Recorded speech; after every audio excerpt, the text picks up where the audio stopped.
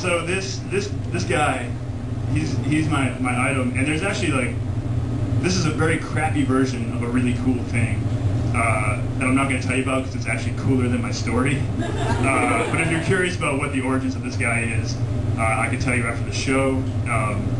But I sort of, I'm just going to let him stare at you all. My story. He sort of looked to me sort of like an old wizard. So that was the inspiration for this story, and also sort of the first one.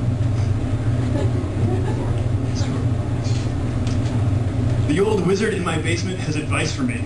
He tells it to me in the afternoon when I bring him his mail. Never become a wizard, he says, flat and sunken in his beige recliner. Magicians are the weird cousins at the birthday parties. You'll never make any friends. I tell him that I'm his friend, and we sit together eating PB&J sandwiches and watching Archie Bunker, his favorite. You must listen to only a third of what I tell you, he says. The truth is, I'm going to lie to you a lot. How will I know the difference, I ask. As if you could, he says. I let him sleep. I get up early the next day for work at the camp. It's June, which means the kids have an appetite for punishing each other. I take out a bag of kickballs, the smelly red rubber straining against the mesh bags like tumors and malignancy. Within seconds, they are all out on the ground, and the boys are throwing them at each other, hard, and screaming the names of the kids who have been hit as if they've done something wrong, like they've been discovered as witches. The girls get into it too, as well, and within 10 minutes, one of them, a tiny powerhouse named Alyssa, kicks Bobby Tremoli in the face for throwing the ball too hard, and I can't think of a reason he didn't deserve it. Cam, my co-counselor, shows up 45 minutes late as usual in a rusty Volkswagen Jetta.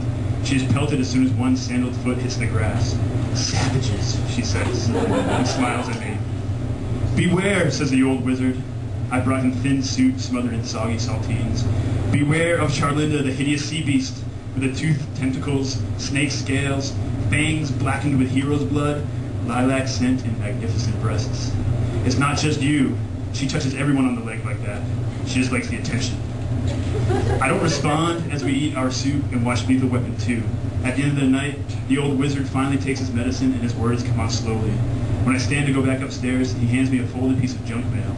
On the back, he has drawn a map and written instructions laid out in Roman numerals. For my rescue, you mustn't fail, it reads.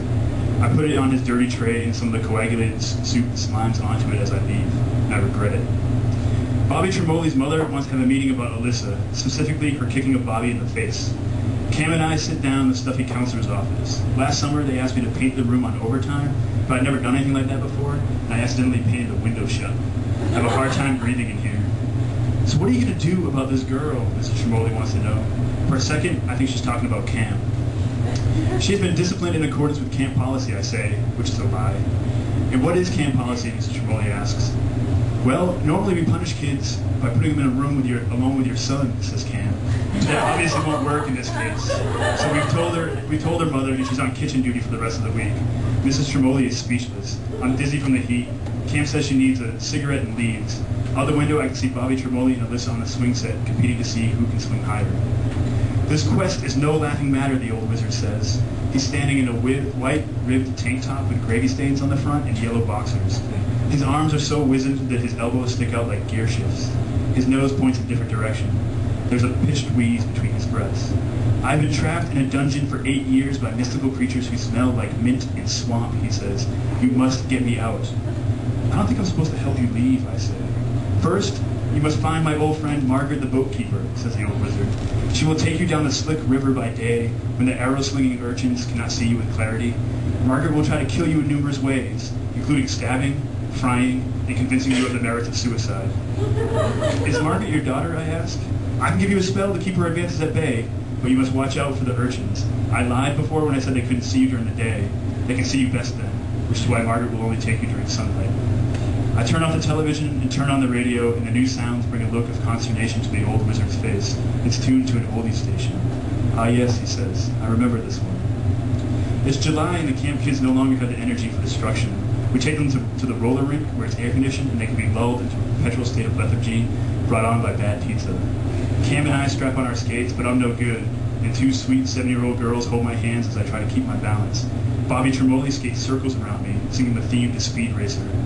The girls are enjoying this, taking responsibility for the weird adult in their midst. "Set him free, girls," Cam says, and pushes me from behind, sending me careening into the low wall, which I flip for dramatic purposes, and then instantly regret it as I sprain my wrist. I pretend like everything is fine, but show Cam the swelling later. "You owe me a beer tonight for this one," I say. "Not tonight," she says, and skates off with her arms swinging like she's a speed skater, and I join the video game kids for some bad pizza. "Should you survive, Margaret, you will be at the foot of Mount Koyaji," says the old wizard. He's lying in his bed, his chest sunken like an evaporated lake. "Mount Koyaji is alive. Obviously this is very dangerous, and living mountains can kill you very easily. Also, Margaret may call ahead and let the mountain know you are coming, so watch out if she gets on the phone. Mount Koyaji will likely smite you with a rock slide. The rocks will be invisible and silent, and you'll only know it has happened when you hear a great whining. It will take you a few moments to realize that the sound is coming from your own chest, and you are listening to your last cries of pain." "Mount Koyaji is the name of the summer camp where I work," I say, breaking all the rules of our game. "It's just a camp for kids." "No," he says, "it's where I met my first wife, Magdalena, the seven-eyed toad princess with the loveliest glottal sacks." "No," I say, "look at my t-shirt. It says Mount Koyaji Summer Adventure Camp." "Oh," says the old wizard, "is that true?" I nod, my face in my hands. "Yes, I guess it is," he says. "I get confused sometimes." I ask him to take his medicine, but he just stares at the ceiling, spellbound. I call in sick to work the next day and ice my wrist. I can hear the old wizard in my basement making noise. I close my eyes and take one of the painkillers I stole off his dinner tray. I leave him alone for the night. On my way out the door for work the next day, he hollers at me from his small rectangular window. He has a spell that can snap my neck, and he plans to use it every day for the rest of my life. He's lying to me. It's August at camp, rainy season. All the kids are in the auditorium and we're warming up the old projector. It smells like ozone and burning rubber when the projector thuds to a start. Cam and I just shrug our shoulders and chuckle. We put on Jim Henson's Dark Crystal, even though we know it's dated, and none of the kids will like it. We sit in the projection booth and watch the kids shift in their seats throughout the whole thing. This generation isn't used to watching puppets.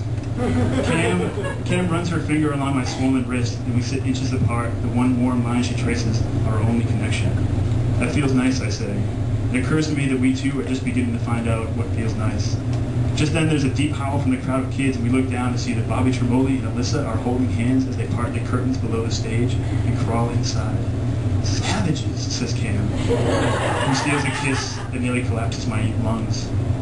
"Remember, Charlinda," the old wizard says, "it doesn't mean anything." "Tell me about your first wife," I say. "This is a mistake," says the old wizard. "You need to stay on the quest for my rescue." I've brought him his mail, and he's told me he doesn't like that I smile when I do it. He chants something into my ear as I button his shirt, and he tells me it is the only spell that will fix a broken heart. He sprinkles a heavy powder on my back.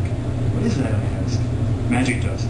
It smells like Parmesan cheese." "It includes Parmesan cheese," he says. "None of this is necessary," I say. The old wizard straightens himself and says, "At some point, you will feel love lodge itself inside you, between your third and fourth ribs, and begin to inflate you with great velocity.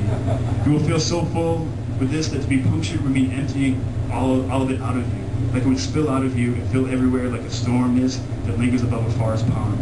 I am putting the old wizard's pills in the boxes for the appropriate days of the week. You will feel so full that you will never worry about spilling, about being empty again," he says. "But listen, I wish I did not have to tell you this. I wish I could tell you that there once was a wizard who, unlike every other being who has ever been filled, was lucky enough and true enough. This never happened to him. I wish I could tell you that you will know this feeling of being filled by love for the rest of your life." He steadies himself against the bed railing, "But I can't tell you that."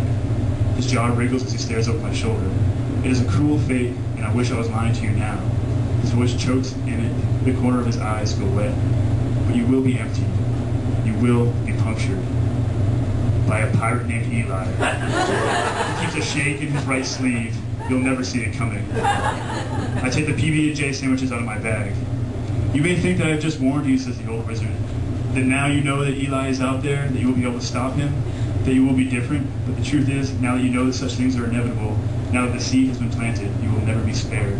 You will never feel secure. Such knowledge is poison, and I have doomed you."